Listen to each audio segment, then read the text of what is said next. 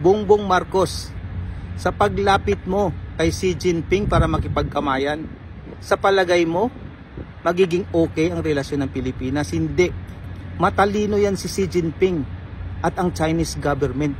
May intelligence reports na sila sa mga pinaggagawa mo, sa paninira mo sa China. Nakatanim na sa kanilang isipan yan. Kahit kamayan mo rin ang lahat ng mga world leaders dyan sa South Korea, alam na nila ang likaw ng bituka mo, na ikaw ay isang sinungaling, isang inutil at isang traidor. Lahat sila may intelligence reports na natatanggap ng mga representatives nila sa mga embassies nila na nasa Pilipinas.